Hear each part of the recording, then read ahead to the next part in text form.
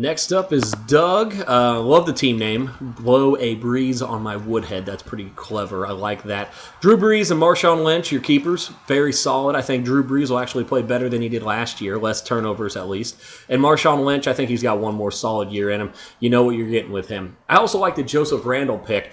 I think he's going to do well this year, but it might have been a little early to grab him.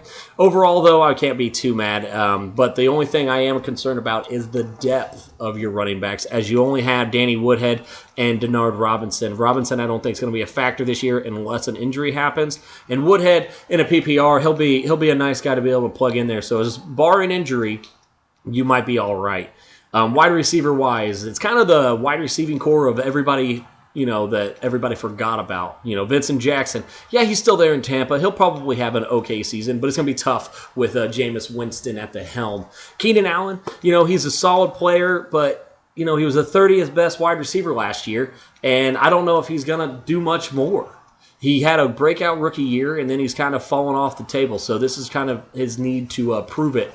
And then Eric Decker, who actually was a higher-ranked wide receiver on the Jets last year than Keenan Allen was with Phillip Rivers. So that tells you something. But his numbers will go down with the addition of Brandon Marshall. But I think he'll still be a nice red zone target. And I think the best thing that happened to him is Geno Smith's jaw being broke. Martellus Bennett, very underrated wide receiver, or tight end rather. He plays like a wide receiver. He was 4th overall last year as tight ends go. So great pickup there. I also really like the Kendall Wright pickup, as well as Crabtree as a late flyer. You never know with him. He has the talent, and maybe a new home is what he needed. Malcolm Floyd, he already said it's his final year. Basically, it's his swan song. I don't think he's going to do anything outside of get hurt by week 3. That's just, par for the course for him.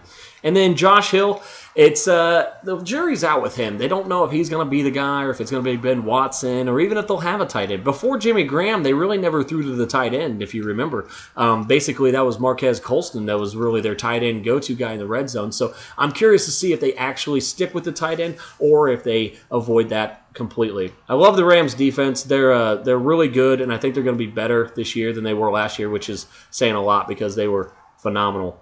But overall, man, it's a pretty solid team. I think that you're weak on the wide receiving core and no backups on the running backs is going to get you a C+ with this team. But once again, even with that grade, Lynch and Brees will carry you probably into the playoffs with this team. So not too bad, but a C+ on the grade.